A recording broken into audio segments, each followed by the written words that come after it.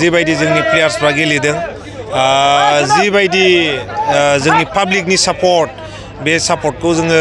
पाब्लिकफ्रा जिहेतु जोंनो होफैबाय बिनि थाखाय जोङो जोबोद साबायखर बावदों दा जोंनि प्लेयारफ्रा जिहेतु हार्ड वार्क खालामदों बे हार्ड वार्कनि रिजाल्टआनो जोङो दिनै चेम्पियन जानो हादों दिनै बड'लेण्डनि हान्जाखौ नोंथाङा माने दैदेनबोबाय थादोंमोन दा दिनै मोनसे जाफुंसार जादों दा रायजो राजानिसिम बे समाव मा फोरमायगोन दैदेननाया आं गोजौनिफ्रायल' नायबाय थादों बाहाय जोंहा कच दङ गवानिफ्राय फैदों एसिस्टेन्ट कच दङ दैमालु एसिस्टेन्ट कच दङ रयेल दा मेनेजार दङ जोङो थारमाने प्रफेसनेलि जोङो टिमखौ बानायनो सेस्था खालामदों आरो गासिबो फिल्डआवनो जोंहा पिजिअ दङ गासिबो मोनसे प्रफेसनेल फुटबल टिम जानो थाखाय जोंनो मा नांगौ जायो जोङो बेफोरखौ होजोबनो सेस्था खालामदों आं बेफोरनिल'सो क'र्डिनेट खालामदों दा जोंना प्लेयारफ्रा मोजां गेलेदों हार्ड वार्क खालामदों बिनिनो जोङो रिजाल्ट हिसाबै जोङो चेम्पियन जानो हादों दिनै चिफ गेस्ट बिथाङा माखासे गेलेगिरिफोरनि बिथांमोननि मुंखौ खावलायदों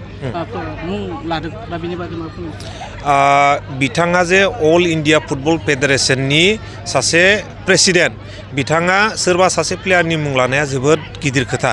बिथाङा दिनै बुंदों जोंनि प्लेयारफ्रा जोंनि टिमा मोनसे आइ लिग टिमाव गेलेनो हानाय टिम होननानै बुंदों दा बेफोर जोंनि थाखाय जोबोद गिदिर खोथा आरो निस्सय जोङो सानबाय थागोन कि जोंनि जायगानिफ्रायबो जोङो आइ लिग चेम्पियनाव जोङो आइ लिग बायदि मोनसे कान्ट्रिनि गिदिर लिगाव जोङो बाहागो लानो हागोन होननानै दिनै बिथाङा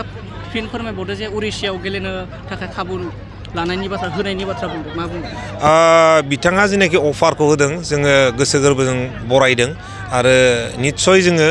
बे जेनाखि इनभाइटि जेनाखि गेलेनो लेंहरनाय बेहाय जोङो गेलेहैगोन होननानै मिजिंथिदों माखासे गेलेखावरि लाइमोन बिथांमोनखौ बेबायदि आवगायलांनो थाखाय मा फोरमायनो दा खोथाया जाहैबाय फुटबलाव जोंहा टेलेन्ट दंखायो जोंनि जायगायाव जोंनि गथ'फ्रा जोंनि बर' गथ'फ्रा स्पेसिफिकेलि फुटबलाव जोबोद मोजां दा बेफोर मोजां जेनाखि मोनसे कनस्ट्राक्टिभ जेनाखि खामानि बेफोराव जोङो इनभल्भ जानानै गावखौनो गोजौआव लांनो थाखाय ओंखारबोनांगौ बाइक अनसायगिरिफोरनि थाखाय मोनसे मोजां खौरां Kokrajhar GD road axis bank साखाथियाव थानाय दावहारु अट' एजेन्सिया नोंथांमोननि थाखाय लाबोदों दामाका स्पेशल अफार खम बेसेनावनो नोंथांमोना बाजाजनि गुबुन मडेलनि बाइक फाइनान्स खालामना नोंथांनि सिमांखौ जाफुंहोनो हागोन